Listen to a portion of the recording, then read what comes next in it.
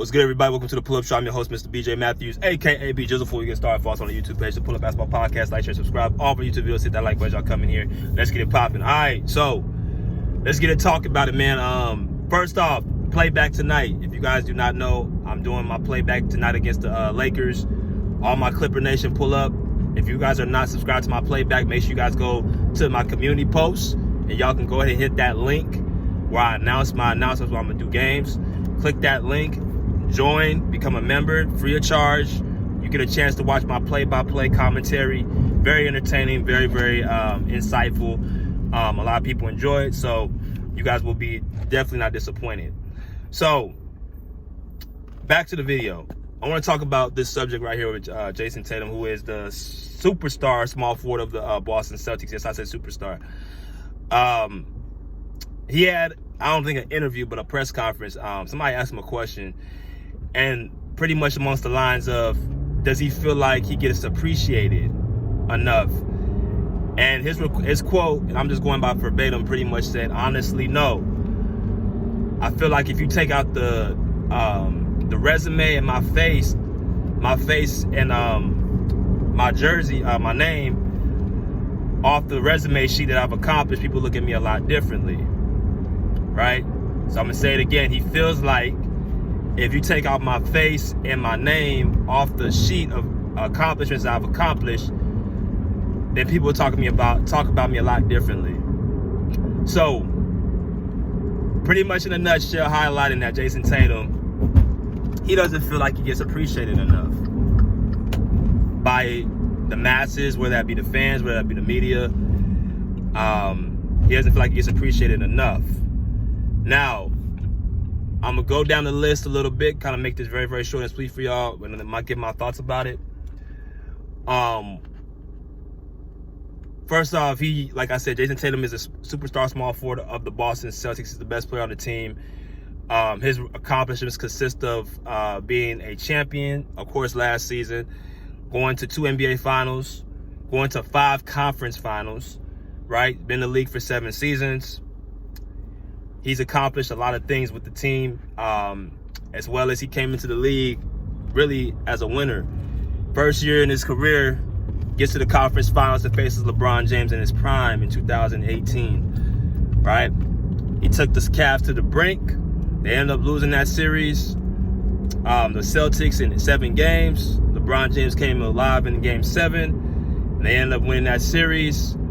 However, they put up as good of a fight you could put up against LeBron James at that time. And quite frankly, I feel like if the Celtics had Kyrie Irving, they probably would have advanced in that series, and they put up a better fight than what the Cavs did, who got swept. Because remember, the Cavs got swept by the Warriors the next round, but I think the Celtics had a better personnel of players with youth, size, length.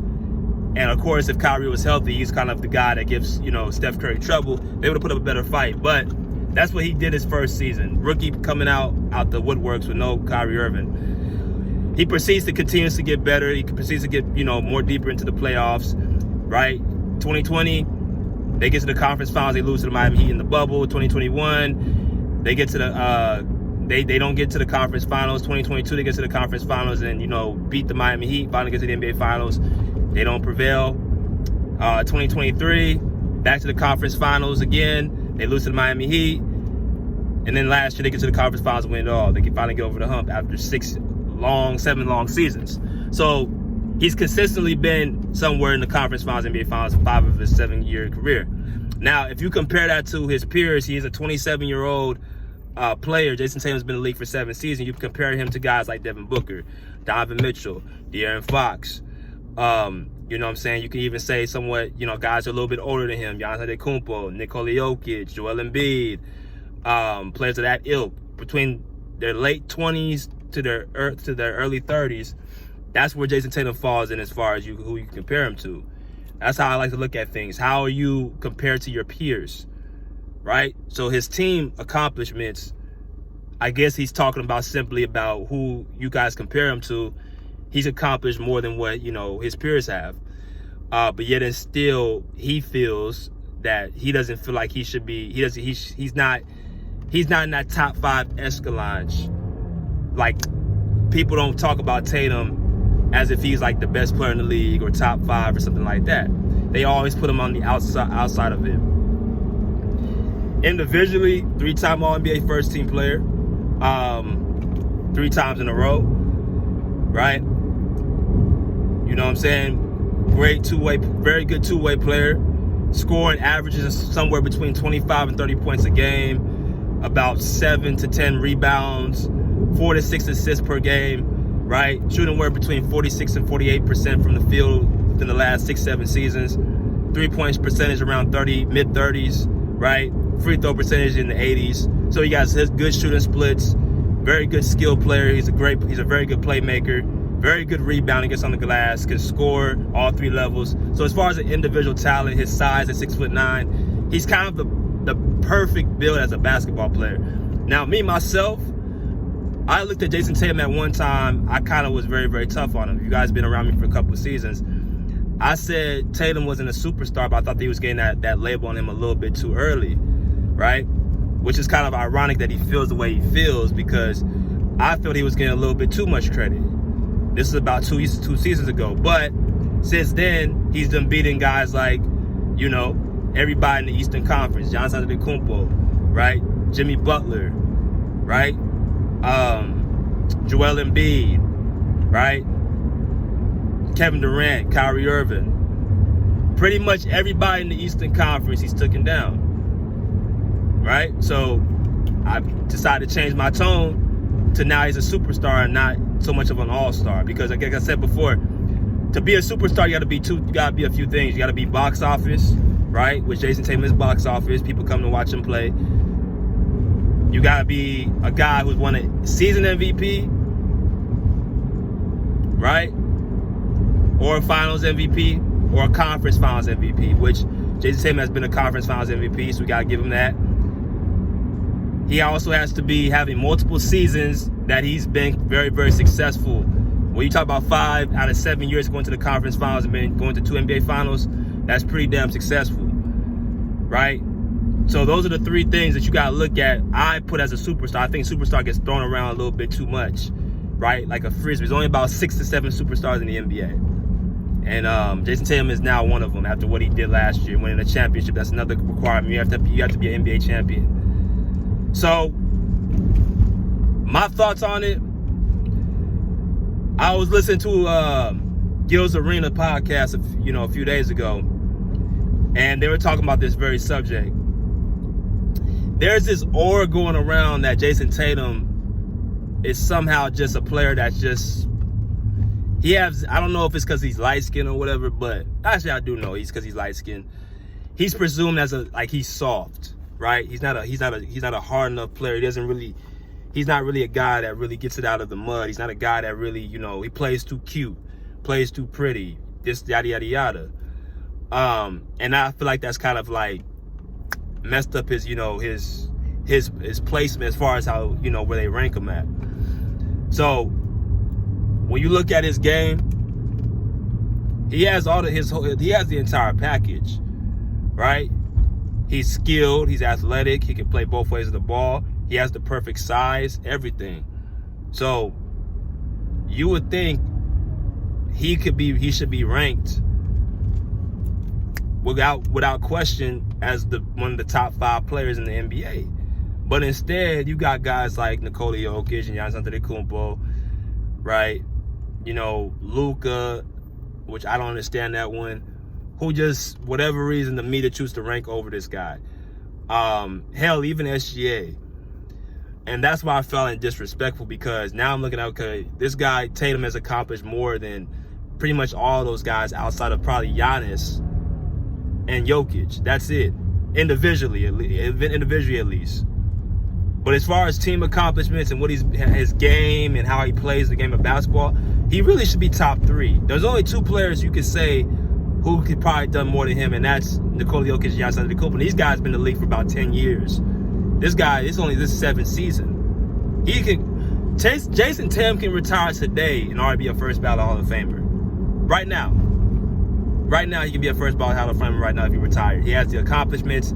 He has the resume in 7 seasons. And that's why I think a lot of people, one of the reasons why people, choose to, quote unquote hate off of him, because what people can't be, they despise. Jayson Tatum is a guy that's kind of squeaky clean. You don't really see no edge to his game, yada, yada, yada. But it doesn't take away from what he is on the court. And sometimes when you don't have that certain persona about you, you got people, again, and shout out to Tyrese Halliburton for saying this, that can just say whatever they want and speak about real stars who are on certain levels that other people aren't, and just say whatever, and people eat it up. I was listening to Brandon Jennings the other day say the most dumbest shit that I think I can ever, put my hands on, saying, like,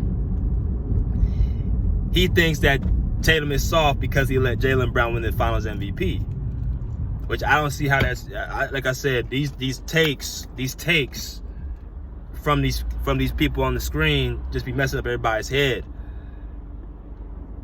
This guy has accomplished literally everything that you could think of in the NBA.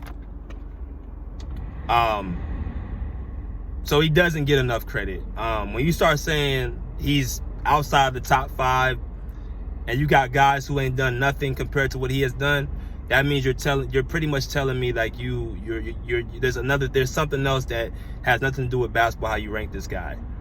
I'm about giving people credit for what they've done. And if you look at his record, if you look at his resume, he's accomplished everything that you could think of. He's done everything. So all you can really go back to is he doesn't have that it factor. There's something he's missing. He doesn't have that edge to him. We want to make SGA, we want to make Anthony Edwards, we want to make those guys over this guy who's been, and that's another player, SGA. See, that's why I keep saying, y'all keep thinking these dudes are so great when they just came around, bro. Tatum has been doing this since he stepped into the league. He's been a guy that you look at as somebody that, and people get bored of consistency. They were to talk about something new. SGA, like I told y'all, bro, he's about to be 27 this year. He ain't even been out the second round not one season. And y'all think he's just the greatest player out. He's just the greatest player out there. He's not. He has a lot of work that he has to try to come back from. He's been in the league for 7 years. Where was he the first 4 or 5 seasons? Where was he leading OKC? What were they doing? Why did it just happen just these last couple of years? SGA just came to the welcome home party. And there's no guarantee they're going to come out the second round this year. I'm telling you, OKC can be beat. But back to Tatum. This guy's undeniably a top 5 player if you just take out the biasness. Giannis, Jokic, Tatum,